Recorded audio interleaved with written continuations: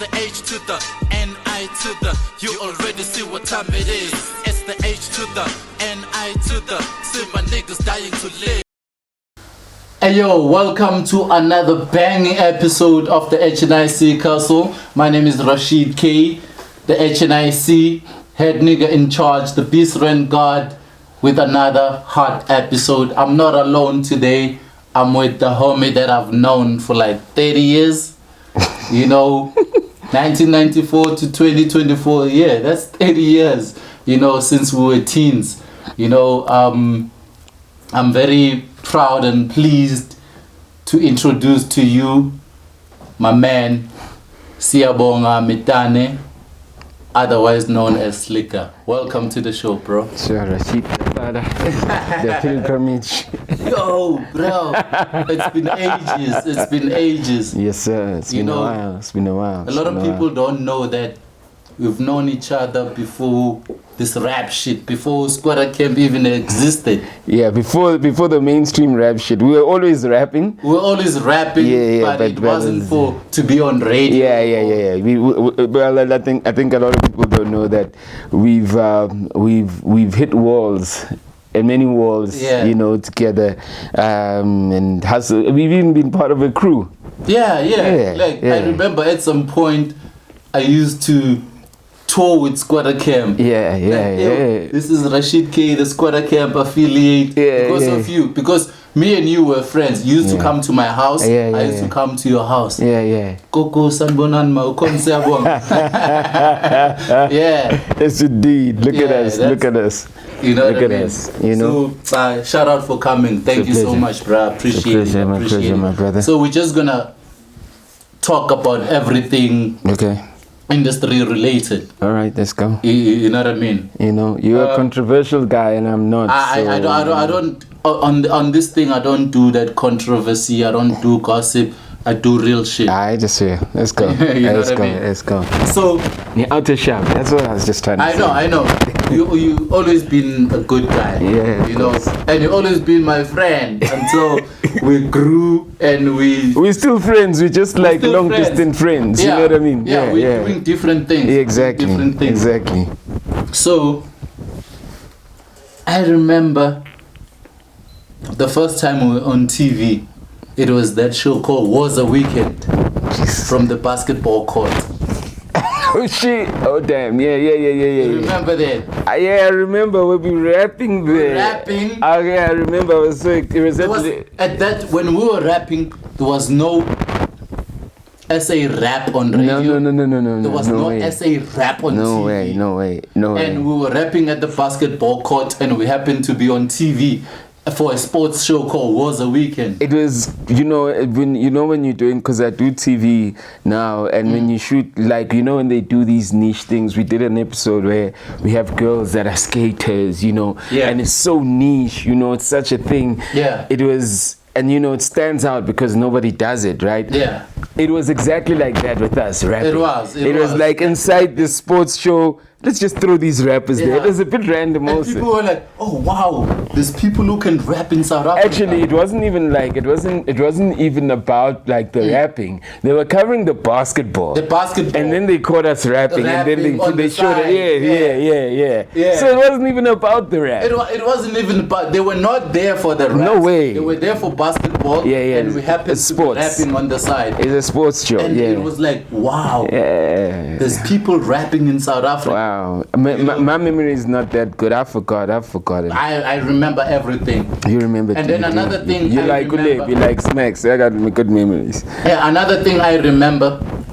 We were the first rappers on Gem Alley. Yeah. you plugged me. You must have plugged me. I plugged you. Yeah. So we were the first rappers on Gem Alley to rap our own lyrics. Yeah. Because everyone who went to Gem Alley that time, they were singing other people's songs. Yeah. Oh yeah. And then, God damn. And then we came on, me and you. They're like, okay, which song are you gonna sing? And then said freestyle. Yes sir. They didn't know what freestyle was. Yeah. And we started rapping. And trust me, every day, every year after that, there was a freestyle on and German. people thought rapping is freestyle. Yeah. They didn't know what freestyle was. Everyone who's rapping, they said, oh, he's gonna freestyle. And they started having it on the titling there. Yeah, because of what we did. Yeah. So we shot the Jam Ellie episode on the same day, but they showed your episode first. Yeah. And then it became like Slikour was the first one to freestyle. But I was like, we shot it the same day. You know what? I don't want to lie to you. I don't want to lie to you. Yeah. Even in my head, I think I was the first. I don't, because my memory doesn't work. Like, I don't remember. I mean, I know you plugged me. Yeah. I don't remember whether we were there together on the same day. We shot on the same day, different shows. But your show was first, right? Was first to be screened. That's crazy. And then like, yo, Slikour was the first one to say. I'm like, I've never thought that you were there with me. Yeah. Because even I was the first to say freestyle in Germany. So, you know, hey, let's clear it up. We were on the show the same day. My bad, I forgot. You know what I mean? Show was the first one to be screened. That's why he appeared first. Yeah. You know, but we were the first ones to do the freestyle. That's crazy.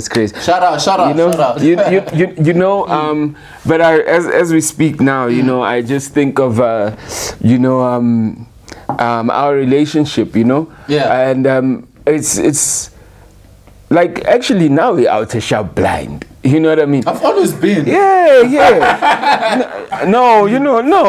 I'm just thinking, you know, I mean, like, you know, even for the Jam Alley thing, you were never like territorial. You were never holding. It's my shit. No, you never give out to niggas. You were like that, you know, and I don't know if I'm like that, but like, you know, maybe I don't know, but like, but I always ask myself, like, I sometimes just like wish that like in this industry people were just a little bit more kind, you know. I just sometimes wish that in this industry people were a little bit more generous, you know, and always like we're thinking of like togetherness and collectiveness and how we work together. Yes, you can have your idea, but I just sometimes feel that like it becomes hard to even have friends in this industry. What I mean? It's very hard. It's very hard. I wish people could work with people without expecting anything in return. Yeah, you know, and that's what I'm saying. When I think of our relationship, it was just pure. You know what I mean? You know, I mean, like now you called me, you say OG. I'm like, you my OG. You know, we're the OGs. Both of us. But you were always my OG, even when I was a kid. I was putting you. I was always ahead of the game. Always. You were ahead of the game. You were in life experience also, and you know, you were just always and like. I had money. Of course, shit, you paid for my studio. So, but like, you know, I mean, it's like, you know, you were always like generous with information. You always like, when you saw something good, you know, you kind of, and I don't know, you know, that's something that I've never known. Maybe it's something that I saw through you. I don't know, because that's how I am. I think, you know, I like when I see good things, I like putting good things together. Yeah. And when I look at my whole life, this is what you were doing at times. Whether you were kidding, like here's Dollar, here's Libs from Hidden Force, here's Deep Level, here's like you were almost like always putting us together. Yeah, I was. You know what I mean? Like, Deep Level ended up on your tape. Yeah. Because of me, you know, I helped out Gigi Lamaine without expecting anything in return. I worked with Big Zulu, put on Big Zulu without expecting anything in return. You've been a kind guy, man. You've been a kind guy. Like, and you know, although you like, that's why, you know, I always say sometimes, you know, maybe like the social media persona that people has, I don't know whether it's I don't know whether we don't know the whole thing. I don't know whether it's they sing the whole thing. I mean, I even meet like even other people in the industry, and I go, and I meet them outside social media, and I go, wow, you like a wholesome, decent person, you know? This sometimes maybe that's my disconnect, because we haven't connected in a while. But then when I see you on social media, it's like, you're like a guy I don't know, you know? I'm like, you know, like, okay, I would Rashid. And then like you're tweeting there, I'm like, oh, okay. But you actually like, you bring things and people together. Yeah. I'm not surprised you're working with Osmic, and you're one of the few guys that like doesn't like, even if it's people younger than you, to kind of go, let me learn, let me see this, or how can I help? You always make yourself available, you know what I mean? Man, that's great. I mean, I'm just expressing this because it's been a lot of my thinking now. Like, as I get older, I just feel like, man, there's no quality of human beings, you know, in the environment we work in. There's no quality of like, of just like, you know, like I really wanna, like, you know, people say do this for the culture. You know, people call me, I don't do things for the culture. I do things for you because you're a human being and you need it, right? So there's none of that. People are not genuine, man. And it's sad. It's sad, and they're short-sighted. And you know what I mean? I feel that like if people think I'm dumb because of like my generosity, I speak with all these young guys and I always say, yo, 1, 2, 3, 4. You know, listen, cool. But and they go, yo, OG, people will make us pay, they hold back this. I'm like, what did I don't know what I said. You know what I mean? You know, I mean, I was just having a normal conversation because I think it's important, like you would do. You'd go, yo, check this out, this is what you used to do, right? Yeah. So even I'm still doing that. Yeah. But even in that scale, you know, I must be honest and say, you know, you actually like maybe you've inspired a lot of how I think without me knowing. Yeah. And now that I'm sitting here and I'm thinking about it, because I ask myself, who else is like, you know, besides like Ule, because he's my partner and we kind of like we're close.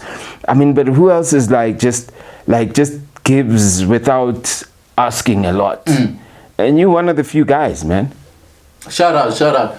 Even though we grew up together, we've never been like in serious conversations until we're in a flight together to Durban. Oh yeah, recently, yeah? Yeah. We're in a flight together to Durban and we started talking, yo bro, what's happening in your family, in my family? And that's when we like, okay, cool, this is where I'm at, this is where you at. We started talking some adult shit, you know. Besides that shit we grew up on. And that was very special to me that I was sharing it with you. You know? And you're a guy I respect, Rashid. I must say that. Like as a human being, I don't care what you have or what you don't have. You're a guy I respect. Shout out, genuinely. I respect you too. That's why even though I had to make sure that you know why I can't come. I wasn't gonna be like, you know what I mean. You're a guy I respect. You need to know that. Shout out, I respect you too, man. I know you even invited me to your wedding. I was there. I showed up. Were you there? Yeah, I was there. I don't remember nothing in my life. No, of course you. I don't even remember that we had Jameli together. I don't remember nothing. Groom? I don't even know what it is called. Yeah, but you were that. So I didn't want to bother you, but I attended you came through. Thanks, bro. Yeah, I came through to your wedding, bro. Like, and I appreciated that. You know what I'm saying? Wow, I invited you. I'm nice. I'm a nice guy. You are. You unlike other industry niggas who like completely forgot about me. You always remembered me. Yeah. You know? I'm not like any industry nigga. Okay. I think. There's only a few, and I think Osmic is also a good guy. Yeah. You know? Osmic is a good guy. Yeah, there's only a few guys. And a lot of people don't know that you're from Katla on K1. Yeah, listen. You know, people don't know that, you know, because people don't do their research. So, Skwatta Camp compilation. Nobody has a copy of that. We've been looking for that shit. Yeah, because I wonder who has. It was dropped in 1999. That's ridiculous, right? Yeah. And the Skwatta Camp compilation was not even an album. It wasn't the group. It was an idea of a lot of people in one album. The Skwatta Camp compilation literally became a group. Yeah. I know that because I was with you before Skwatta Camp. Illbred, Exorcism. Yes, sir. Yes, sir. And Yes, then sir. there was Skwatta Camp. Yes, sir. All those So I crews, was there way before Skwatta Camp. Yeah. When you guys were still like 4 members. Yeah, that's crazy. That's crazy. Man, I don't know why I forget everything. I really admire people that remember things. Yeah. I think I forget everything, so I don't have. Do you eat pork? Not really. Okay. Because pork affects your memory. Yeah, no. I think I don't remember a lot of things also because I don't want to carry grudges, and also I'm always excited about doing something else. And sometimes when you don't like cut the bridge of where you were, you always go, mara mina kuni mina ngi OT bing rapper bing sebenza lana bing sebenza, and you know the baggage becomes heavy. Don't be a bitter OG. Me, I remember a lot of things because I'm a researcher. No. I'm just saying. I'm a researcher and I'm a historian. No, you've always had a good memory. That's it. Yeah. You've always had a good memory. That's it. You know, I mean, like I say, even Levels is none of those things, but he's also got a good memory. Yeah. You know. So we can't find the Skwatta Camp compilation anywhere anymore. I thought that you would know with your memory. No, it was your guys' intellectual property. I don't know. I'd love to find it, man, because it was on tape also. Yeah, it even was the on medium. cassette. Yeah, It was on cassette. even the medium doesn't exist anymore. You know what I mean? And that Africa song by Invaders. Invaders. I don't. Invaders. There's a Tembisa. Yo. Shit. I don't even remember. That was an outstanding song on that mixtape. I don't even. And remember. then there was Deep Level. How did it go? There was. I remember the Deep Level. The mic's like a bitch. Everybody wants to fuck it. I remember that one. Yeah. That was Deep Level before Hidden Force. Yeah, that was Deep Level because Deep Level was always a solo. There's a duo. Yeah. Hausa and Lebs. Yeah, and then Invade. What was it? Invaders. What was how did the chorus go? Do you remember? The Africa song. Man, shout out to those guys. Hope they're alive, man. 1630. I ain't seen them in a while. Yeah.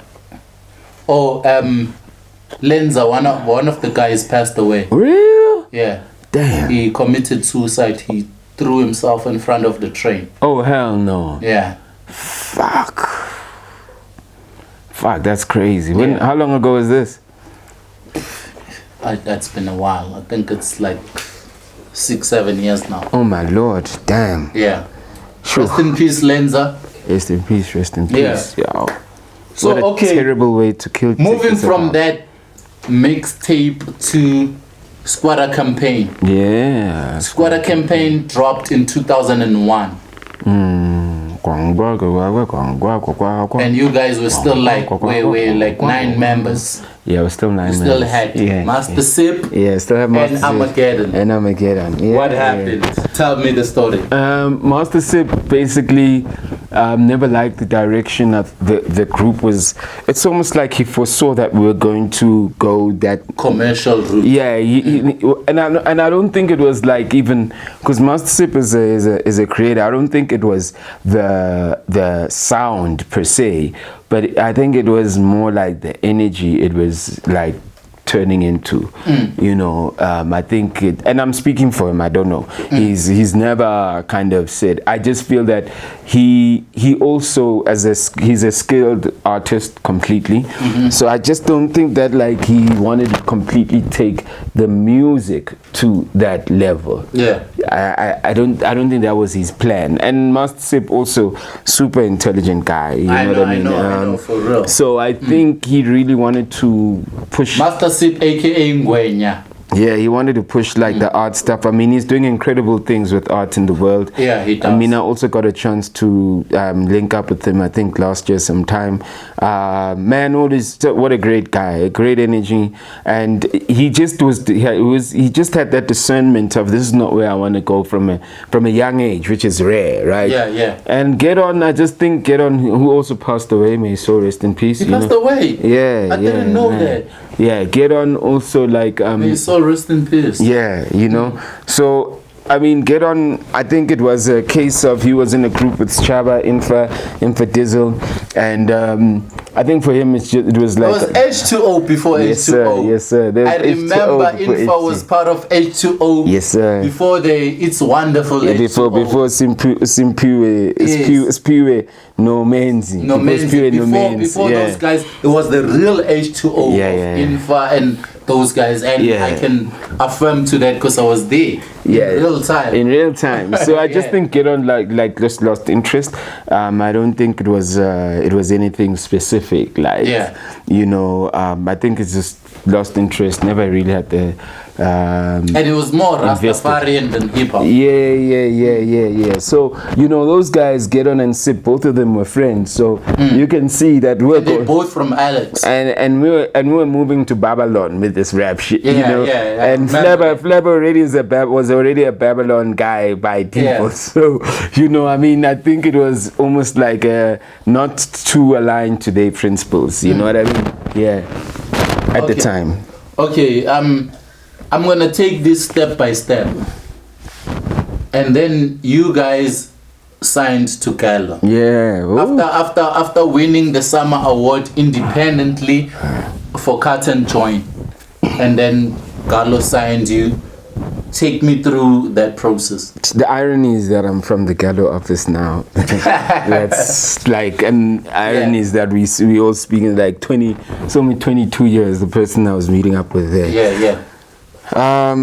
So how we end up at Gallo, you know, and this is what I tell people. I mean, I was in a session and somebody was saying, how do you start? And they said, yeah, but you guys just started with this big song and you became big. I said, no, you know, everything starts with community. The idea of community is not a social media thing. It's like a thing that's been there before social media. Remember, when you were coming from Togoza, you'd come and you'd buy Skwatta campaign tapes at 10 Rand. You'd go sell them somewhere else at 15 Rand. The boys invaders from Tembisa would also take tapes, 10 Rand, and they'd go sell them at 15 Rand. We literally had an influencer strategy before influencer was a thing. Whose idea was this? This was Sip's idea, by the way, you know?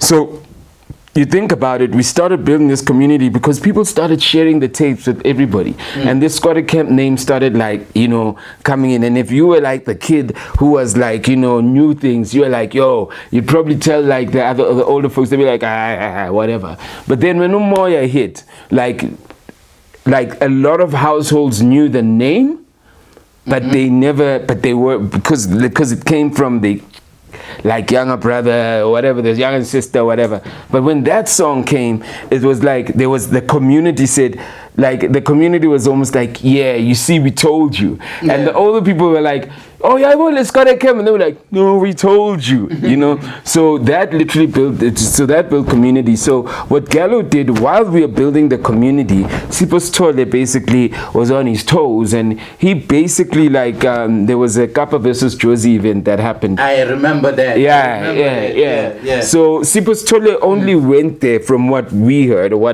He went there because he was literally like almost like scouting Skwatta camp. Yeah. So when we got to Kappa versus Josie, obviously we never had money we entered the bus. We never had money to fly back. So I think Sipos Tole was a board member at SAA, called somebody and they literally got us on the flights and they put the whole rap team there.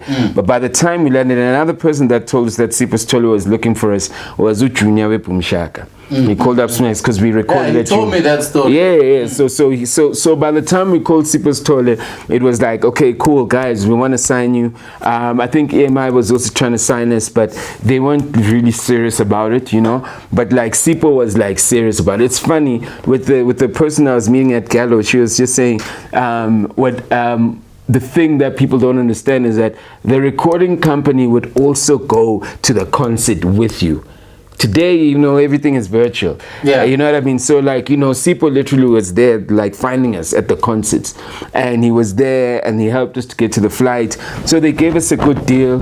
I think EMI literally wanted to give us a deal, but, like, it wasn't like okay, maybe. It was just a maybe, maybe this thing can work kind of deal. But Sipos Tole was very much like, they were very assertive. They were sure, they were pulling out all the stuff that this thing is going to work. Was hands on. I remember at the Skwatta Carnival, which is one of our events that we created. Yes, I was standing with you. I don't know if you remember that. No, I don't even remember you being there. Okay, I'm gonna tell you a story. You can say anything. I say, Okay, oh, really? I'm gonna tell you a story. What happened when I was with you at the Skwatta Carnival? So, Pitch Black Afro performed. Yeah. Mr. Selvin performed. Yeah. And Sipho Sole came to you and asked you, between Pitch Black Afro and Mr. Selvin, who should I sign? Did he ask me that? He asked, I was there, nigga. For real? Yes. Oh my Lord, why am I asked these questions? Yeah. And you said Mr. Selvin. And in my head, I don't remember having that conversation. Sipho Sole knows that I spoke to him about it. So you said Mr. Selvin. So in my head I was like, why would Slikour say Mr. Selvin instead of Pitch Black Afro? Because Pitch Black Afro at that time had the hottest song. Let's take 2 steps backwards. Mangeti Pitch Black when I uti Afro, Pitch Black Afro. Yeah. So I was thinking, no. Maybe Skwatta Camp is afraid of competition and they think Mr. Selvin is not the competition. Yeah. That's what I was thinking to myself. Yeah. But you suggested Mr. Selvin to Sipho Sole. Did I say why? No, you didn't. Okay. And Sipho Sole signed Mr. Selvin to Galo. Mm-hmm. That's how it happened. Really? Yes. Shit, I don't even know how that nigga got a deal. I never knew that. That was you. You gave Mr. Selvin his bill. Wow. Wow, jeez, that worked miracles. But I don't even know about them. I know. But let me tell you this. I remember everything that happened in my life. But remember that, let me tell you this. Yeah. Now you got to remember, right? Pitch Black Afro got one song, the single that he has. Yeah. Then you've got like a guy where, like, if you think of Selvin, and I don't think that, like, in all honesty, you might have maybe had that thought after you saw the blow up of Pitch Black Afro. You might have had that thought after you saw the blow up. Not even the blow up, the reaction from the Skwatta Carnival when he performed. Okay. Well, you were part of the audience. I never even saw him perform. Yeah, I saw him. I never saw him perform. Yeah. I definitely never saw him perform. So if you saw the performance and Sipho Sole was asking me, I've seen Selvin, like, remember, let's remove Selvin the pastor, right? Yeah. Let's remember who Selvin, literally, like, there was the Jewish Selvin, Shiman and Selvin, yeah. Huge, right? Huge. So much traction, like, on radio stations, on the YFM. Yeah. He was able to do that whole rapping, vernacular, yeah. So you cannot tell me at that time that, like, you see Pitch Black, well, I never saw him on stage that night. I'm not blaming you, and I'm not saying you made a wrong decision. No, but also I'm saying at the same time, I wanted to be very clear, because on record, we've got Pitch Black Afro going platinum. We got Pitch Black Afro becoming a superstar. Yeah. On record, we don't have that, right? So but I need to articulate the importance of Selvin at the time. Yeah. Selvin basically, like, was one of the best rapping in English, vernacular, whatever the case be. Yes. You know what I mean? I've worked with him in studio before, because we did the Manyesa remix, Yeah, I remember that. So there's the proximity and the awareness of Selvin's capability. To me, it was bigger than Pitch Black Afro's. To be honest with you. Yeah. It was bigger than Pitch Black Afro. So, I mean, I could say, so I missed him on the stage at that time, but I mean, if I was really thinking of competition, I would have maybe said Pitch Black Afro. Because I've never, but I've seen this guy Selvin. And I don't think you made a wrong decision. No, I don't think so, I mean, you asked me, did I think it's competition, as if, like, I was aware that I wasn't. At the time, that's what I thought. Yeah. I'm like, these guys are choosing Salvin over pitch black. Okay, afro. but let me tell you, Yeah. as much as I need to, I'll take Randu Kabangama Simba food sometimes. No, like I'm objective and subjective. Like And you have that I weigh collective. all other options. Okay. Yeah. I know, you should have just asked me. At that time or now. I just asked you now. You've been holding this question for how many years? Dog. Also, share stories, Rashid. One day in 20 years, so when I didn't tell you about my podcast, You were a superstar dating Bonang. I couldn't come to you and say, hey, the pitch black situation. No. But I never changed. You just the one that made me a superstar. No, you never changed for me. Yeah, so I don't know for other people. you know, I never changed for anybody. You know, it's the people that literally change on you. So right now that you are mentioning those things, you literally were the Okay, one. let's You made me bigger than what I was when you were like, "This is my guy." You know what I mean? Okay, let's move away from that. 2003, Skwatta Camp wins Summer Award Best Rap Album for Cut and Join. Yes, sir. Talk to me. I mean, we said the awards are happening, and we were like, you know, last year's why I won it, I think, at the 2002. We're like, well, let's just put it in Sobona Pambil. Literally, nothing was ever like, this is what it's, let's just throw it in Sobona Pambil. We got nominated, we won. We obviously weren't ready to win, you know, as you could see, we all jumped on stage, became wild. And that's the story of the first official hip hop award, meaning like guys rapping. Yeah, from bars. 2003. That's what it. we recognize. Yeah. I remember coming to you with cash To buy the award. to buy the album, and you said no. Go to Reliable or Musica and buy it so they can see that it's moving from the shelves. It's only good business. Yeah. That's what you told me. It's only good, you my homie, but like, yo, I need to literally like also meet the metric there, you know? It's only good business, you know? That was beautiful. I understood it. Okay, and then... Because we pay the cash. Yeah. And you got cash, like, we pay the cash. I'm like, Yeah, I we always like, had cash. what the fuck does Rashid do? But out to shop. I always had cash money. Okay, so Skwatta Camp blew up, got signed by Sony. Gallo. Oh, Gallo. My apologies. Gallo. Sipostole. Yes, sir. Dr. Sipostole. Dr. Sipostole. Signed them niggas. And then you guys decided to sign my man on your label. Buttabing. Buttabing. Yeah. Independent label. Yeah.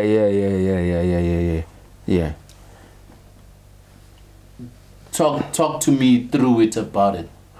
Shit, I might not remember it, so anyway, if I'm wrong, I'm wrong. But I think I might have met him through Silo. It was he never had a place to stay, so he started living at my parents' place, you know.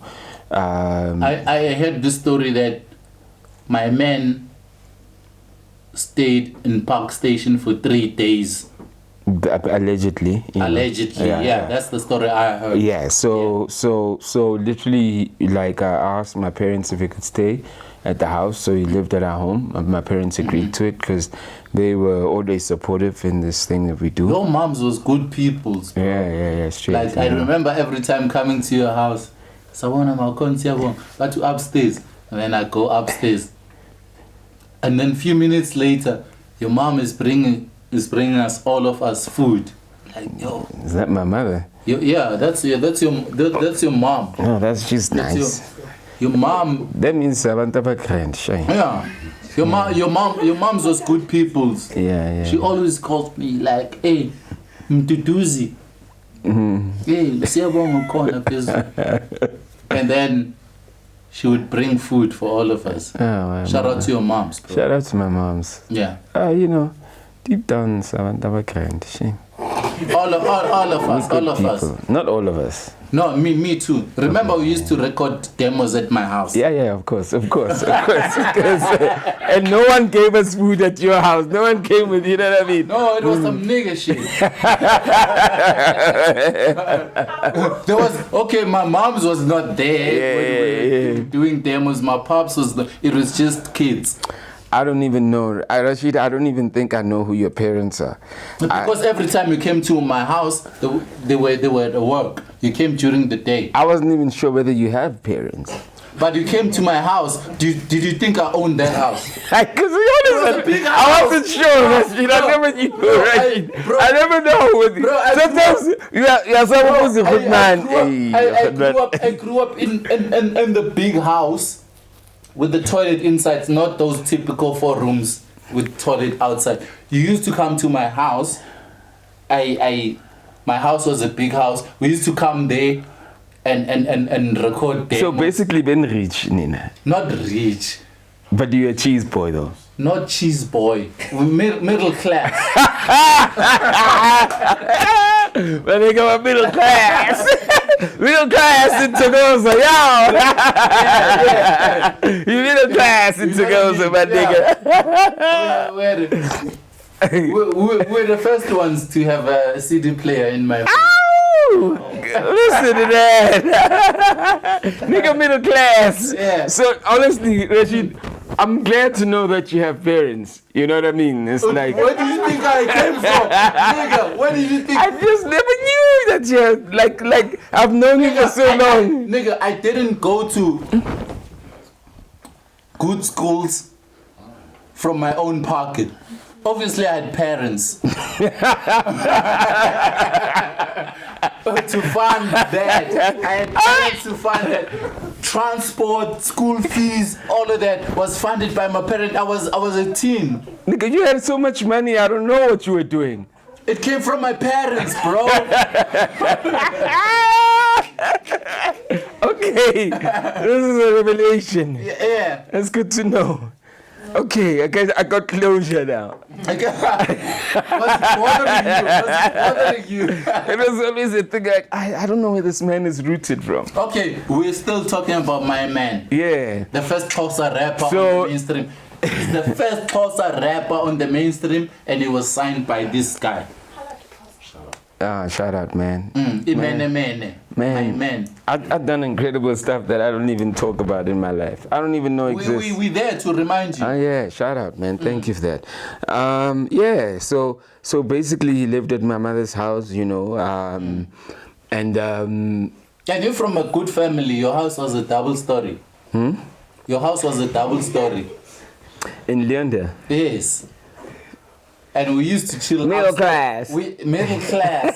We used to chill upstairs. We used to record upstairs in your room while the parents are downstairs.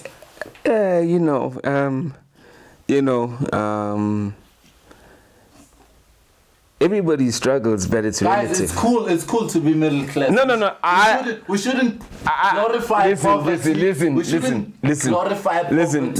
Let me say this. Let me say this. You know,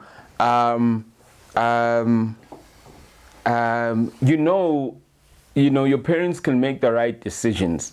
You know, but like my mother was a nurse, who was earning like maybe like less than like 10,000 or 10,000, 11, 12,000. Yeah. You know, but she always kind of made the right decisions. You know, with money for our household, and and even though my father was in our lives, but he was doing taxi, so a lot of the household and how it was really driven by my mother, right?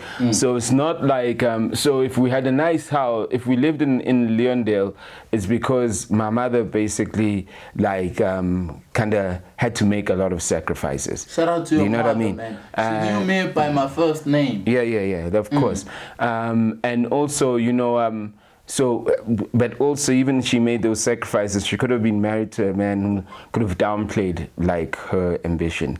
So my father, even though he wasn't like proactively involved in the strategy of like where we and I mean if going with my father, we'd still be living in Bonang. So my mother has always been like the one that said, no, we're gonna go to the city. This is what. So my mother's always had the vision, but at times she's had to pull herself, you know, where my father like falls short. Even things like my father literally then they started doing medical aid. My mother, like this is my mother in the 80s. medical aid, Then my father literally stopped and said it. And then my mother said, I'll just continue myself. But, you know, as life would go, my father passed away, but like, and he was sorted. He never needed, you know. I know your father, man. Yeah. But what I'm just trying to say is that, like, my family they made a lot of right decisions, which literally, if you were from the outside, you would have thought that actually we're middle class, right?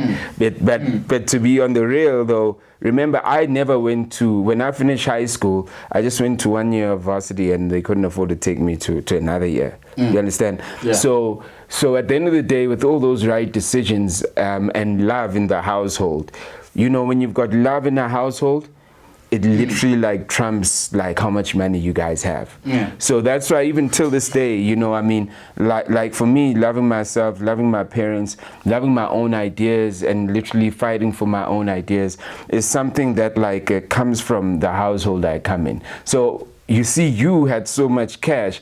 We would never have that cash.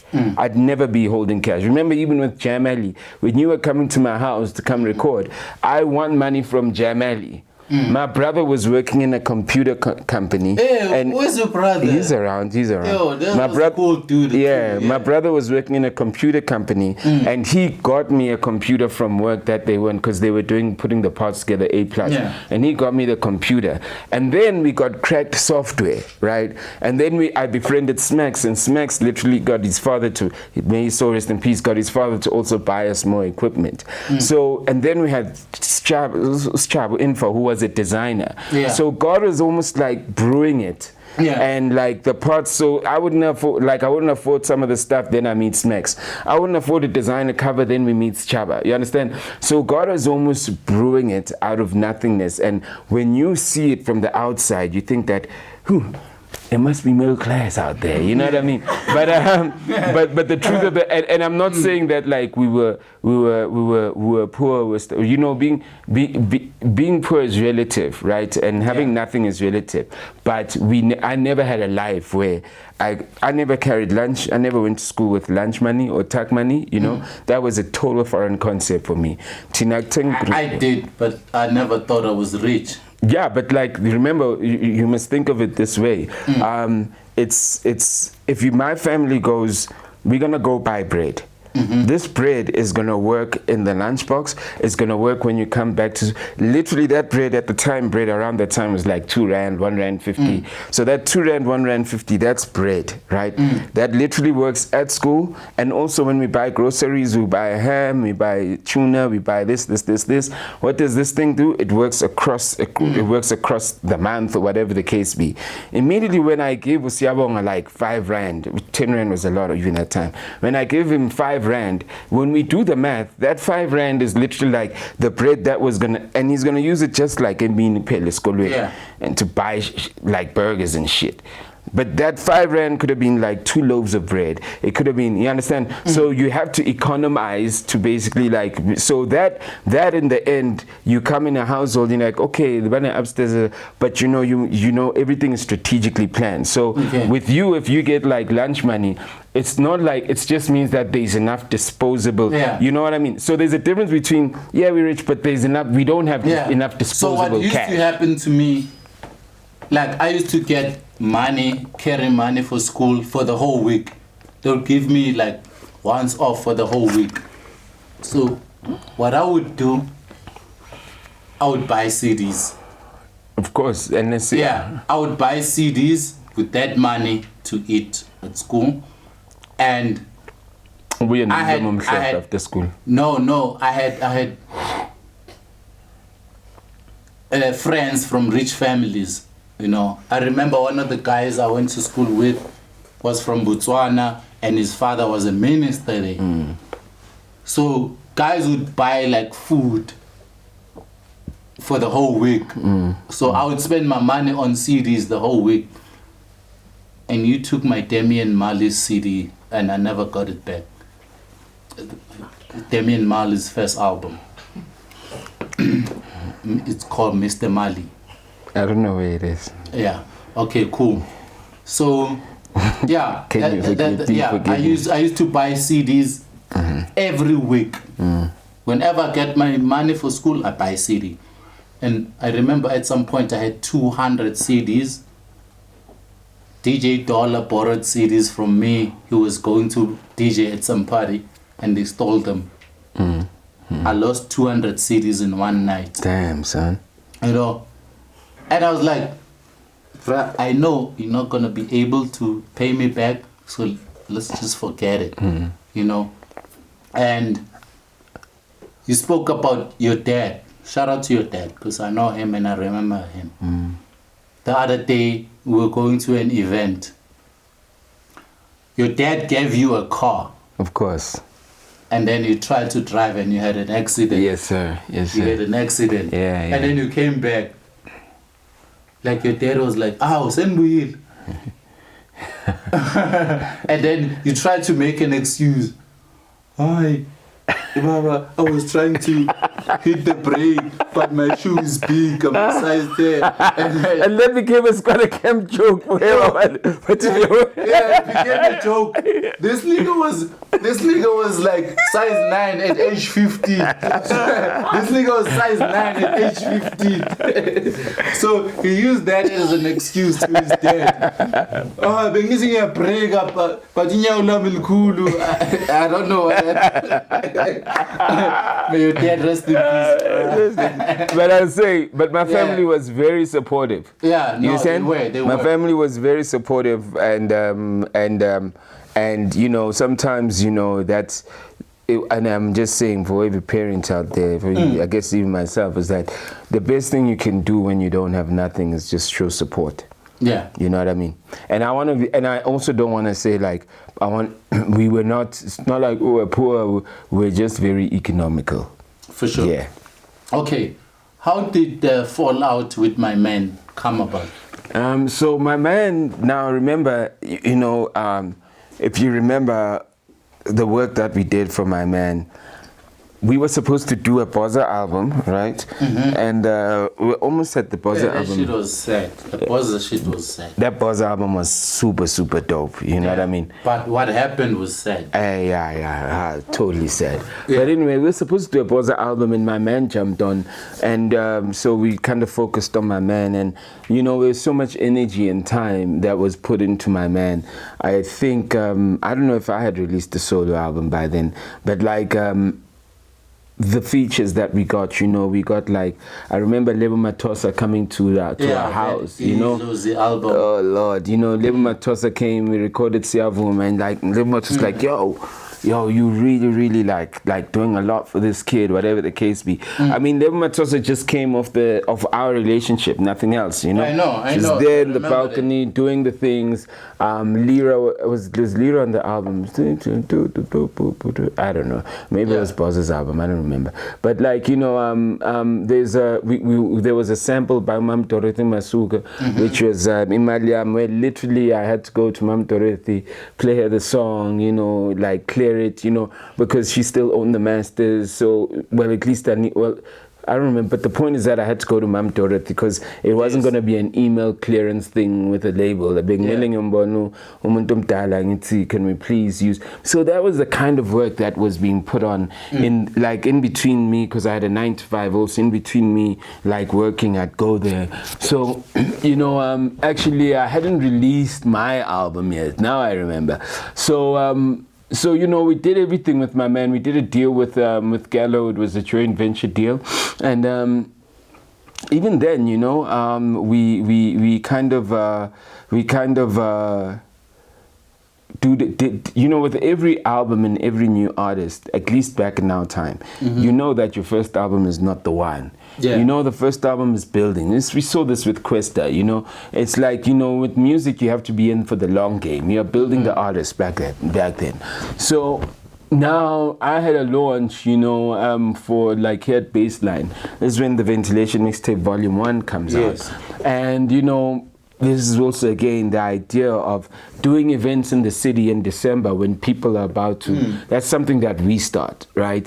Where, like, Baseline we know it gets packed up. No one was doing that because we literally like, so okay, varsity students, blah blah. So in hip hop we started doing all those events there, but we were paying for the events, you know.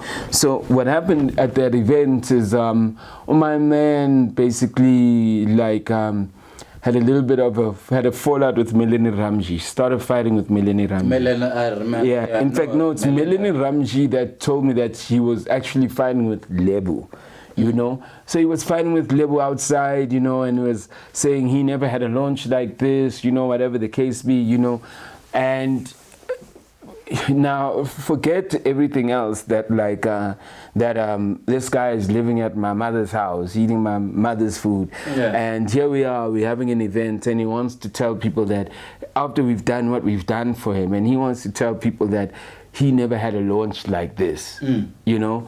I'm like, but yo, like we're building you. Me, I'm from a breaker group. You know, I don't even have to explain it. You know what I mean? With different parts for different artists, right? But he was fighting with Lebu. He started fighting with Lebu backstage. So Melanie told me this backstage, you know. Was my man and Lebu related? Nah, no way. Although they got cheeks, like, no, but no way. Okay. So he started fighting with Lebu. Remember, Lebu was my partner. I know. Yeah, at the time. Lebu was my friend as well. Yeah. So for me, that, I think when I found out that he fought with Lebu, that literally just like said, nah, we can't. I said, I can't. We can't. We're not going to move forward with this relationship, you know.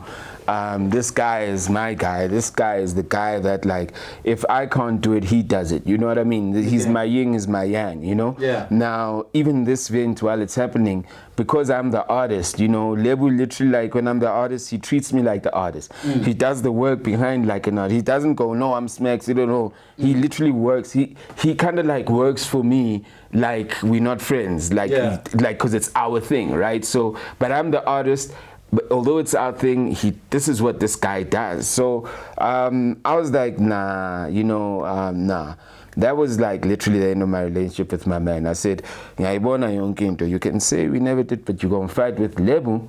That for me, that's like what friendship is to me. That's what partnership is to me. It's like, you know, you cannot like cross. I'm a loyal guy. That's why I don't have friends. You know what I mean? That's why I don't like the industry also, because, you know, guys will say this to you and say this to another person. You know what I mean? Yeah. So the industry is not real. Yeah. And people just generally are like, because everybody's trying to save themselves, right? So when he did that, I just said, nah. It ended there. Like living in my place, everything else, music, we just ended there. It was all because of Lebu, nothing else. So after my man, how did the Kwesta signing come about? Because a lot of people believe that Kwesta was your first signing because they don't know of my man. How did the Kwesta situation come about? I wasn't going to sign Kwesta after my experience with my man, you know. But I was with JJ playing the demos, and I played Kwesta. It just reminded me so much of a Cassie Fabulous, you know, when I was listening to his demo tapes. Yeah. And I just played it for JJ. I said, this guy's dope, you know. And JJ was like, yo, just sign him. So I called him in. He had some issues with the guys he was already with, you know, who sent the demo that we had to get over. I put it forward to Lebu. I said, yo, what you think? You know, should we do this? Lebu was like, yo, let's do it. I don't know if Dad immediately said that because I don't have memory. The point is that he ended up doing it. Okay. But obviously, But obviously, I wasn't going to do it without Lebu, you know, without him also approving it. So, like, Lebu just said, yo, it's cool, we did it. And then the journey started from there with myself, Kwesta, and Lebu, basically, you know. Okay, okay.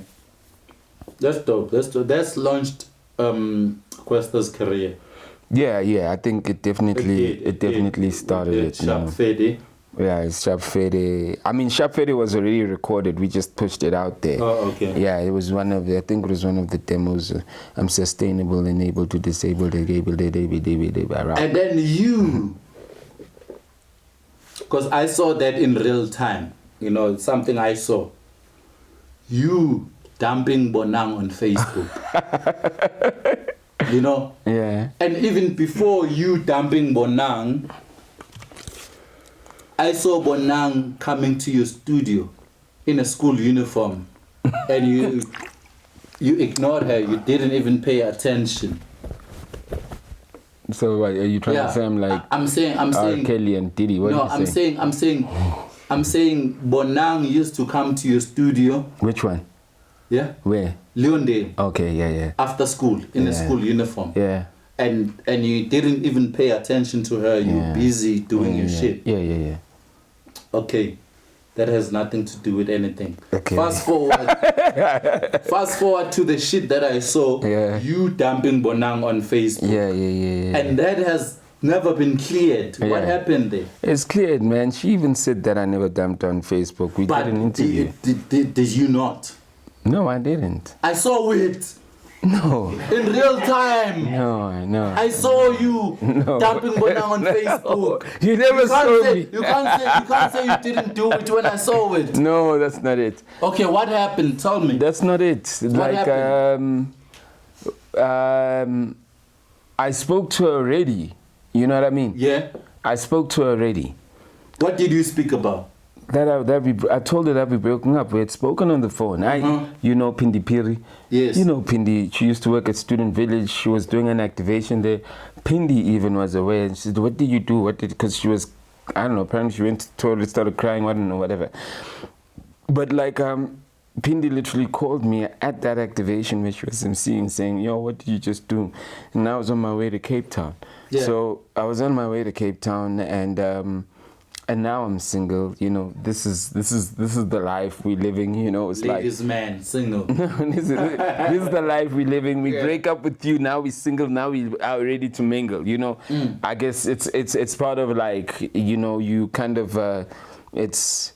I don't think that's a healthy way of dealing with relationships. The older the wiser you get. But obviously now I'm done with this girl. I just dumped her. Done. Right. Get to Cape Town. I'm already like, you know, like you know, on the prowl. You know, the next girl. You know, having a chat with her, and she says something like, "Yeah, but what about Bonang?" And I was like, "Oh, okay, I gotta clear this out." Yeah. Then I posted that I'm not with her. So you cleared it on Facebook. I just for any other girl I might be like prowling, or I just need to let them know. And people just need to know, right? But think about this also. This was the first story to make a headline and the source was on social media. Yeah. So you must know when I was posting, I'm posting to my community. I don't know. And I was your Facebook friend from day one, and I saw that in real time. Yes, in real time. Yeah. But actually, you never saw me like the day before. Yeah.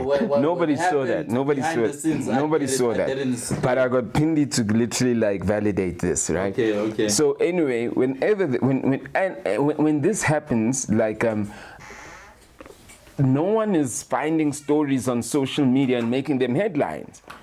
So as much as I signed the first Xhosa rapper and pioneered something, pioneer Namasimba at the same time. Yeah, I mean, so now, you know, it becomes bigger than me. I'm like, what the hell? And then that becomes the narrative. When they call her, because obviously like no girl goes, "Oh, I slept with this guy," or we broke up. She goes, "I don't know about it." So by default, you know, the newspapers go, "Oh, so this thing just came out for the first time on social media." Facebook, yeah. Right? So it was one of those things, you know, where like where you don't know the capacity of like, or even just like the power of a platform and the name also the names involved in it also. And I'm being honest, I don't know that Bonang is this big. She's just my girlfriend. Yeah. I don't know that like anybody cares about me. I just rap. And I'm just trying to be with that girl. That girl just told me. So everything of mine is just so narrow. I'm so narrow-minded. My behavior is so narrow-minded. It's not taking the accountability or the responsibility that like both these names carry, let alone the potential let alone do I have the foresight of people are going to start breaking stories from social media. So I start that also, you know what I mean, without me even knowing, right? So And then, I mean, me and Bonang, met like a while ago, a long time ago, when she was still going out with AKA, and we had a chat. We even interviewed her, and I asked her to clear it up, and she cleared it up, and she said, no, it's not like I dumped her on Facebook or whatever the case be, you know what I mean? So even the source, you know, kind of cleared it. It's not coming from me, you know? Okay. And again, you know, like, I mean, now dumping somebody on Facebook or social media is a bit wild if you think about it, you know. Now if you think, like, if someone has to dump you on social media and you're a public figure, it's a bit wild. I don't think I'm that crazy. I don't think that like I'll drop likes of fools because this is how my heart feels, because you know, this is some, I'm still you know, coming to that. but I ain't gonna like, I'm still coming to that. Nah, I ain't looking for clout like that. So you dropping a solo album and Flabber dropping a solo album and winning awards, do you think that affected the whole Skwatta Camp movement? Not really, because I dropped a solo album and I won an award too. You know, I won a Metro award. saying both of you and Flabber won the awards as solo album. Yeah. Do you think that affected the Skwatta Camp as a collective? Nah. Like for us, the music would have never affected us. Already nje besinezinto zethu. Already nje like big no combine already. Like Womachita, which has nothing to do with music. From when I was touring with Skwatta Camp, they were like some side talks. What is Rashid doing here? Of course, you know, but like, you know, with the Skwatta I Camp, used to do shows with Skwatta Camp, but me as Rashid, touring with Skwatta Camp, and I would hear from the guys, yo, what is Rashid doing here? No, look, I mean, when I say that, and like, I want to really just be very clear with this Skwatta Camp, like till this day, like, we will always protect each other from outsiders. Yeah. But we can fight with each other. So like Tinasna Kombana, but you can't come from outside. Yeah. Okombe, you understand? So there was always that like that tension. It wasn't even a competitiveness. It was more like a war type of energy. Like, you know, when Utlaluso type of energy, when you're tele, when I was on Kulmisa so type of energy, Utlalu Toma when I yeah, it was you're not cussing now. You know, stupid petty shit like that. You know what I mean? It's petty shit like that. We like literally like Abu Mama, like we like literally women who are literally like, but like, you know, you get in studio, yo, yeah, you shy, yo. Now that's whack. Like, you know, when I say your verse is whack, it's not personal. You gotta go right. You gotta do whatever. Hey, with this verse is whack. You know, when we're working, it's like even the criticism. But like when we're not working, when we're idle, we hella destructive to each other. You know, we say things. You know, and that for me was the friendship, and just being with each other for too long. Also, you know, to being close to each other. So the award stuff, no way. I mean, like, as I could assume, the guys were happy when I got an award. We were happy when Flabber got an award. But you never felt like you now bigger than the group. No, never. Nobody ever felt that way. But people will tell us that. And the irony of that, people will go, you are the Beyonce of the group, you are this. But the irony is that in the group, people knew who was acting like a big star. And it was never me. Me, I was just the asshole. Was it Bozza? You know what I mean? You know, but like the point is that, like, you know, and it wasn't even like, it wasn't like it would be laughed at, you know, we'd make fun of it, we'd make fun of him also. It wasn't like we're like, yeah, you think, but we'd make fun of it, even though we knew that maybe people receive it a certain way. Okay. Before I go to the next question, shout out to Bhutan for dressing both of us. Yeah, well, I dressed myself, but you know. So. That's Bhutan. Those pants are Bhutan. The top is Bhutan. This is Bhutan. The cap is I don't Bhutan. have anybody that will help me wear my clothes. But Moving right along. It's Bhutan. Bhutan. But it's Dogel. Okay, cool. Yeah. Shout out to I need you got someone that, because when you're from middle class, so someone literally goes, you also from middle class. Does this fit you you? Also from middle class. I know your house is a double story. So I know your house is gonna turn it inside. You're the first one to have a CD player. Shut up. No, shut up. Okay, moving right along. I had an interview with Dr. Sipos Tole. Yes, sir. He told me the story of how Skwatta Cam fucked up an international deal. Is that what he's still saying? Yes. Because you guys were supposed to have a feature with an American artist, Christina Milian. You guys recorded the song, and then you came to him and like, you know what? We want publishing. In South Africa, we are bigger than Christina. We don't need her. She needs us. That's what you guys said, according to Dr. Sipos Tole. Explain that to me. You know what? I think the loss, and I think even till this day, and I think me and Dr. Sipos Tole had a conversation about this. Yeah. Recently when he came to saw my book, and there was nothing wrong with what we said. Christine Milan was like an up-and-coming artist that in America, yeah. Yeah, that nobody knew. Right? She was unknown in South Africa. Exactly, you know. And we said, and the thing is that you can hear that probably is energy. That's like Flabber Nimza kind of energy, by the way. You know what I mean? Even Boza energy there, you know.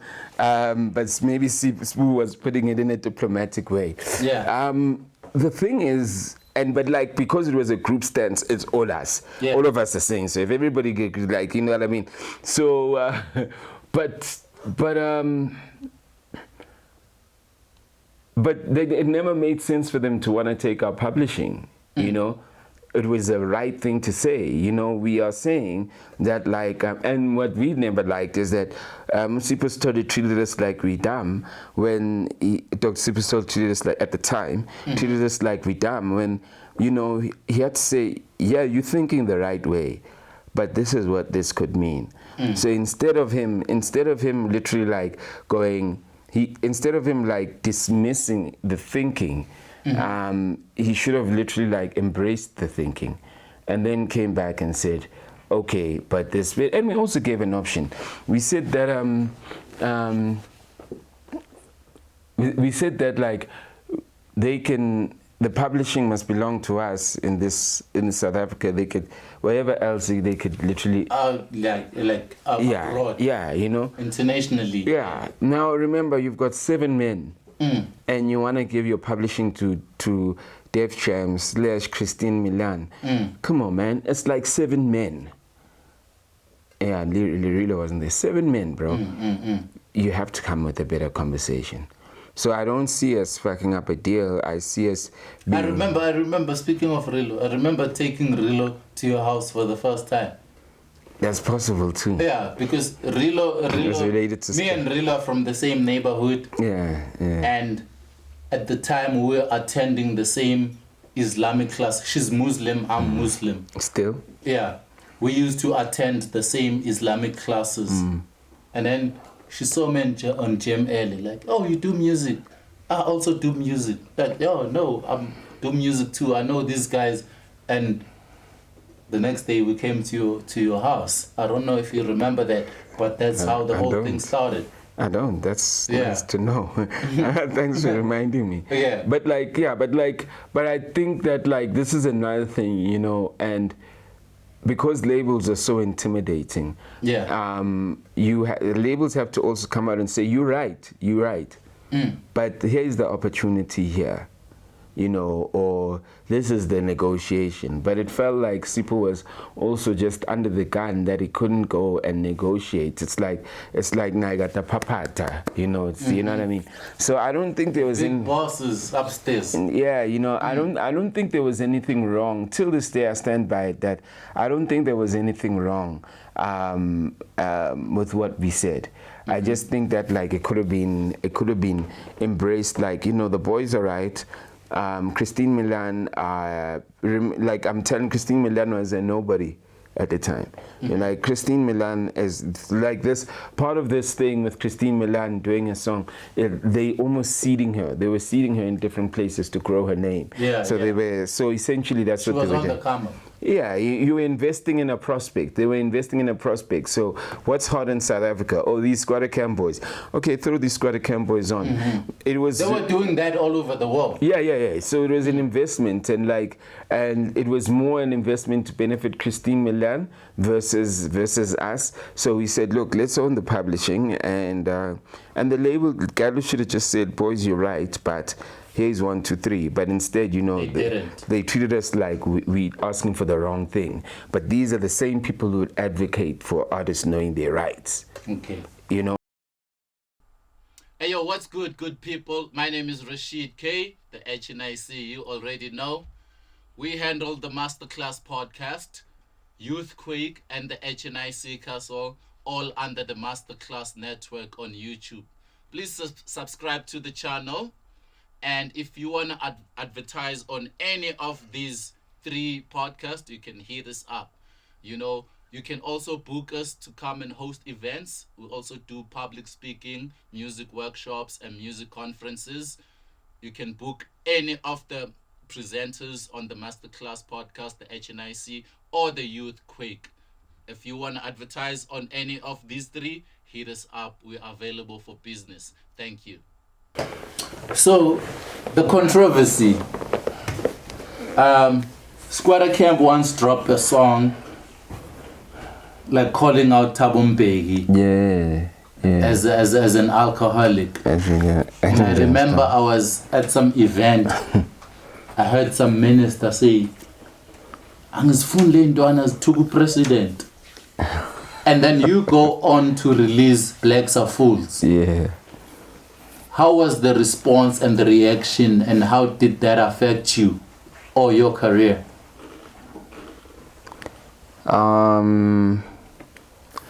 The thing is, when Blacks Are Fools was being released, Baba President as Flabber, we were getting threats, I remember that. Yeah. In fact, from the admission of the ANC Youth League, one of the guys, I heard this not knowing, Thabo Mbeki told him that they should leave us alone, So, he probably was just respectfully. But, I think that Blacks Are Fools, by the time I dropped Blacks Are Fools, I was actually done with making music. If you think about it, that's my last single that had any effort. So I never gave a damn. Yeah. And it wasn't even like, I don't give a damn, I'm quitting, whatever. I just listened to that album, Ventilation Volume 3, and I just never liked any of the songs. I never liked even Blacks Are Fools. No, I never liked any of the songs. And then Blacks Are Fools played, and I said, this is what I want to say. This is what I want to say. That I want to say this. If I'm going to be a rapper. So you chose that as a single? No, I'd already done the singles. The album was already done. I think the single run was done. But I was just like recollecting, just listening to music. It felt like that album was... It was some sort of a retrospect. Yeah. It felt like that album was... I just never liked that album, I can't sleep on my creativity, from song making. We had that Tomorrow Day song, we had a song with Umtando, the songs, I think when it comes to music, when making music, I'm one of, that's where I'm mostly underrated in my view, from a song making perspective. But I never liked what I was saying, So when Blacks Are Fools played, it moved me. I said, whoa, this is important. I never even saw this as a single. And then I just shot that. I literally shot it 2 weeks. I prayed in the morning before I shot it. I said, this is it. And I pushed it out, and it never mattered to me what happens after that. But this is what I want to say in music. you know. And I was like, so I just left it like that, you know. So it never did anything. And you didn't want to make a follow-up to Black Safu? No, you know, it's interesting. People say a lot of things that I need to do, and who I and how I am, and I go, you know, I don't want to be kind of deep about it, but like, I'm a messenger, you know. I do things because the moment requires them to be done. Mm-hmm. I can't recreate them. You know, I can't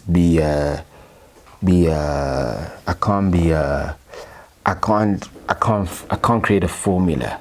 You know what I mean? So a messenger only drops the message and you must hear it.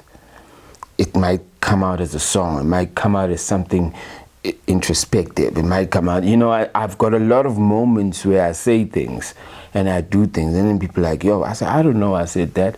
And that's probably another reason why my memory doesn't, is because there's so much more to be said and done, to be put out, you know. So I don't think I would like, hey, let me have a follow-up. But I got a lot of music sitting. Mm-hmm. I think I wrote something yesterday. I still write. You need to take it out. Yeah. Let me see if it is. Is my phone there?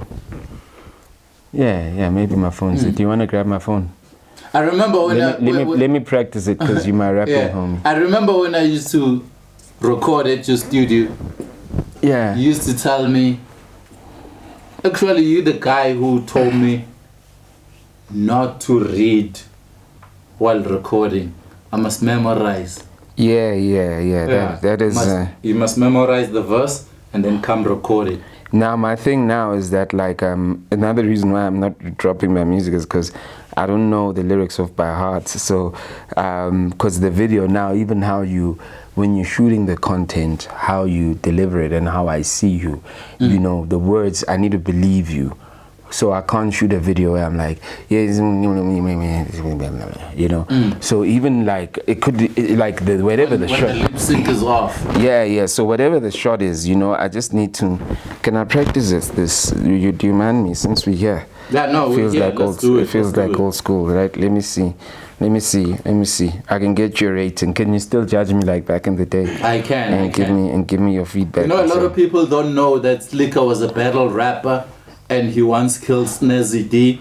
Yeah, that's all. Like it's still a rumor. Like when that is posted, people don't believe. No, Slikour. Yeah. There's no way he could kill Snazzy D. But it happened, and I was there in real time. Yeah. I mean, that's just some niggas. Some guys don't want to know history. You know, they think that everything starts with what they know. Yeah. That's the weakness of a lot of people. When everything starts with what you don't know, that's when you know that you're in a foundation. But when everything starts with what you know, that's when you know that like you're not on solid foundation. Let me just see. Damn, the beat is just like. Let it go. I just love writing. I love making music. It's just the last part I need to get right. Yeah. You know what's suffocation? Hey, let me see. Top 10 global companies around the desk. Been around 100 years forecasting on the next. I tell them that my culture seems to the best. To give them $1 billion plus capex. As long as we're benefiting from the process, they give me the baton, put me on the test. Reach out to my people, time for us to flex. First I didn't understand the lack of interest, but I learned over time that we in a contest. I misread my brothers, yeah, we have to confess. But cast to the table to only leave a mess. But you know what, I'm standing, that's how I know I'm blessed. Still though I'm broken, not to mention stress. Voice in my head says 100-year stretch. Have a little sympathy, yeah, they living check to check, but I'm no better than them, just a different context. When they say culture, it's for their own treasure chest. When I say culture, we all get addressed. As long as you're pulling up your way to the quest. Do I want to build together with my brothers? Say less. You know the irony and possibly outrageous. A major company never jumped on stages, but every time stage killers end up catch vapors. Yet the major endures through the ages. They corporations, that mean they cooperating. We meet clicks and say that we operating, and every generation is just chasing, or a crab in a bucket simulation. Sometimes our elbows squeeze our own necks. And that's what we call suffocation. Exclusive. Do you know what suffocation? Give it up. Do you know what suffocation? Yeah. That's suffocation. Anyway. Yo, exclusive to the HNIC castle, Mr. Phantom. For all time's sake. So, you know, it's fresh. It's fresh. I still need to get it in pocket. I still need to get it in pocket. You know? They don't know you a Phantom Slick. Yo. Phantom Slick. You know, shout out, man. I'm very happy to see that many years later, we still doing what we were obsessed about. I love that you releasing. I just don't have time to release, but I write. I got songs, bro. I release every week, bro. Every week I drop a video. I'm not talking about song. I'm talking about music video every week. You know, cause that's my passion. I'm not even doing that for charts or for numbers. It's because that's my mental health. It's who we do. It's what we do. You know? So for me, it's like I like writing too. Yeah. I like you know, you might find like the reason why I wrote here. The guy who sent me this beat. He sent me another beat in the weekend and he was like, yo, OG, what you think? And the beat never talked to me, but he's been sending me beats.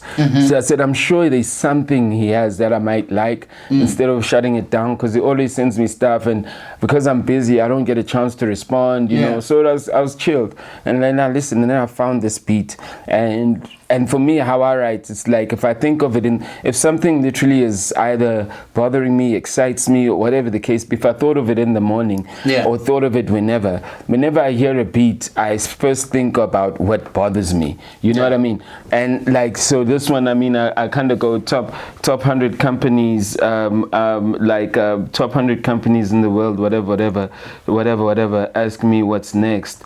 Top 10 global companies around the desk, you know, who've been around 100 years, forecasting on the next. I tell them that my culture seems to the best to keep them on the billion plus capex. I kind of get angry. I was saying, you know, some people just don't have a long-term vision. You know, some people when they talk culture, they just talking about their pockets. You know, they're not talking about like everything. You know, and even when like you're able to sit down with people and go, I'm not saying I have all the ideas. I'm not saying that I want everybody to say yes, yeah, we'll do, but like have meetings with people. You know what doesn't work, know what works. You know, and the point is that have meetings with people and make a decision on a meeting, not based on you know. So I just feel that like the culture, people who are in the culture, running the culture, they sometimes so short-sighted. I sometimes feel that like whether they're sitting in panels, wherever they're sitting, it's like half of the people that people look to as heroes are just like insecure, and they just scared, and they're not risk takers, and they just want to be validated. You know, me, I don't need anyone to tell me, nigga. I don't need anyone to tell me, because you show off your shit. A lot of people don't know what they're doing and what they're doing it for. You know, they're just moving with whatever's happening. It's anything that will get them the applause, right? So I'm happy that. So, but what I was trying to get to is that. So I was thinking about all that stuff in the morning, and then when the beat came, I started seeing, when I can get 4 lines that work, and easily like top 10 on the desk, next, oh shit, I think that's it. Then I just go, you know what I mean? So, sometimes it never gets recorded. You know what I'm happy about, especially about me and you. When we were kids, we had this passion, and then we grew, we did whatever we did, and we're here, and we're still on it. Of course. I love that. I love that, and shout out for that. Oh yeah, we're gonna go harder. We're gonna be harder. We're gonna go harder. And let's keep going. Let's keep communicating. Let's keep doing this thing. Let's put people on, and that's what we're here for. Yeah, there's going to be, listen, the next 10 years for me, It's gonna be like my son always goes, "Oh, what do you think when people always greet you and da da da?" And I go, "They haven't even seen what I'm about to do, you know." So I think the next 10 years are gonna be look. Thank God I've done incredible things in my life, you know, that some people don't even know about, but things that have shifted the culture, you know. This is another thing that people are going to forget about that I'm going to start or do, but it's going to shift the culture incredibly. And, you know, when you're working in this culture, you don't work to be remembered, you work to actually make a difference. For sure. You know, so... I mean, like now, the meeting I was from, the guys are like, you know, the Afrikaans guys, they're like, "Oh, if we knew who you are, we never..." I said, "Yo, I don't care about that. It's not what it is." You know, they're like, "We could have answered you." I said, "I told you guys without..." I told them, they saw my brain without them knowing who I am, you know. "Yeah, if we knew who you are, you know, we could have like maybe..." I said, "No, I said what I said." And I knew that what I said is so important. And I'm so confident about what I'm saying. Because sometimes they focus on the dreamer and ignore the dream. Yeah, I'm saying don't give me a pass because of what I've done. Yeah, you know, exactly. Hear what I'm saying. That's what I'm just saying. Hear what I'm saying first. Doesn't make sense, you know, and then make your decision, you know. I don't want to be given a pass because of what I've done, but I want people to respect what I've done. And when I say I'm going to do things, make a decision based, like all my meetings, even the people I was meeting with earlier today, they go, you know, "I'd rather work with you because I know you're not a fly-by-night." You know, like, I'm like, you know, I've been this for a lot of nights, you know. And that's so when you sit around the table with me, I'm like, without me saying it, I'm not even fronting, bro, I'm not fronting. I'm the only guy I know, if we have to talk about credentials, I'm the only guy I know who's got music awards. You know what I mean? I'm a guy who's literally got marketing agency awards, you know, like bookmarks, things that niggas don't even know. You understand? Trust me, I know that shit. So, bro, I was there when you started Slikour OnLife.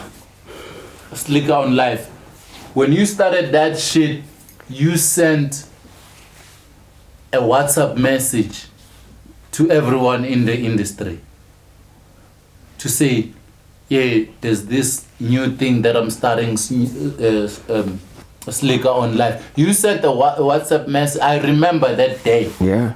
You know, when you did that, I was like, okay, I can't wait to see this. You know, I was one of the people who received that message that you sent out to the industry.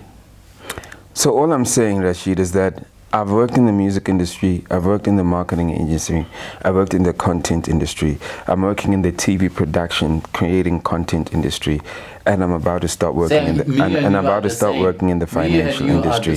You know, my thing is, and I've got awards in all these industries except film, because the film one is on the way, right? Yeah. But I've got awards. So I'm not talking about, like, I've been celebrated in industries where, if you say I'm a music guy, let's just say, even when we were getting into music, rappers were not like hip hop was, so we weren't even supposed to win that award. You know, it's like we outcast. I get in the marketing industry, I've won a couple awards, you know, as I'm not a marketer, I'm like an outcast, you know.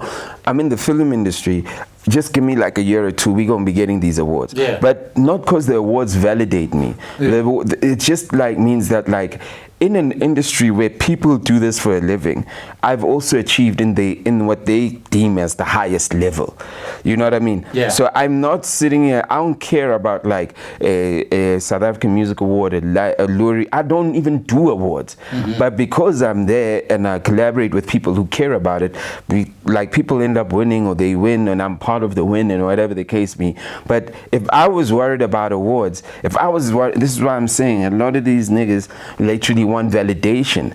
My nigga, I don't need to sit in a panel and tell people what I've done or tell people what to do. I don't need, because all I need to do is just get in my laptop and start working and doing ideas and go to offices and go to artists and go to the streets and just work with people. I don't want to be sitting in a panel and telling you how to literally like change the industry, how to, or maybe I will sit because I get invited. But the point is that like, all I want to do, I want to go to the brands, wake the fuck up.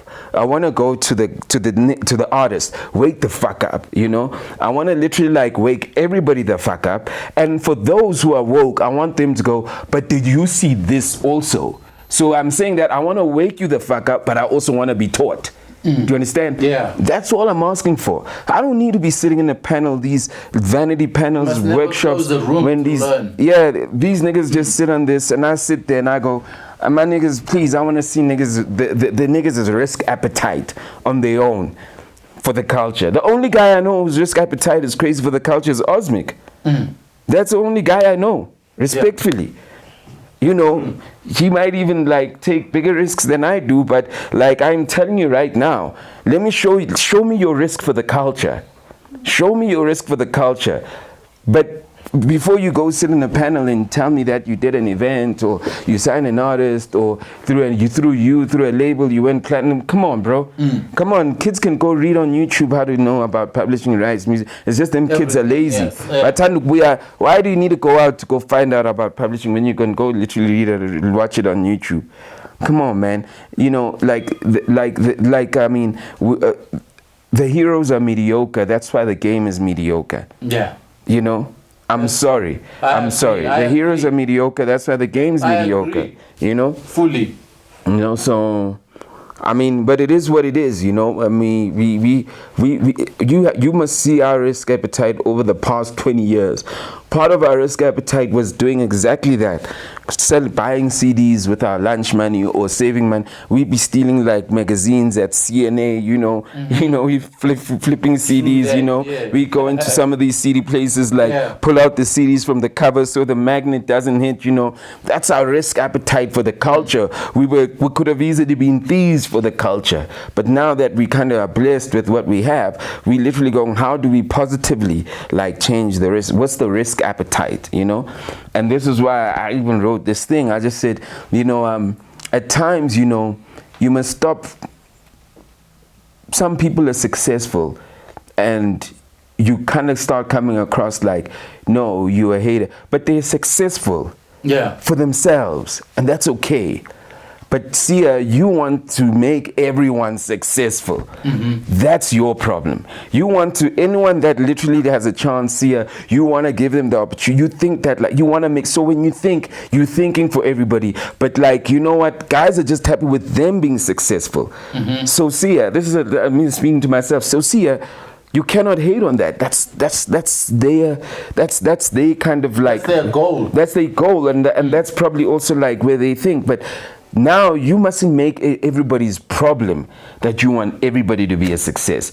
That you won't think that, like, you know, when you think of something that can make everyone a success, you think that when you shared with Rashid, you expect Rashid to go, see, no, I hear you, but why don't you do this, do that, do this, do this, and maybe let's try, and then we can try work, or that other case be, you know, there'll be an engagement, and then even if Rashid doesn't use it, I listen to him, because that's what Thabiso Khati did to me. Thabiso Khati, when I was young, and who ended up managing Deep Level, Cash Time, the works, the Lady Do, Thabiso Khati literally said to me, I played him a Skwatta Cam tape, a compilation tape, and the shit was bad, the quality was bad. He said, Sia, like, this is whack. I hear the raps, but the quality is whack. And that literally like put a battery on my back, and I started looking for a place to literally improve the quality. I started looking for a place to burn a CD.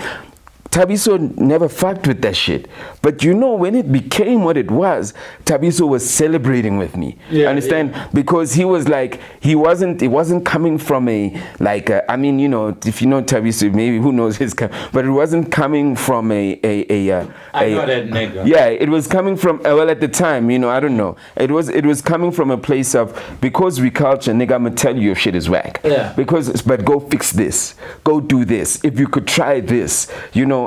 And this is where we constantly are. We're never too big to be told that, yeah, I see you. I'm speaking to the kids. What do you think this is? I want to, imagine you literally a superstar, but you don't have human experience. Because everybody puts you up there.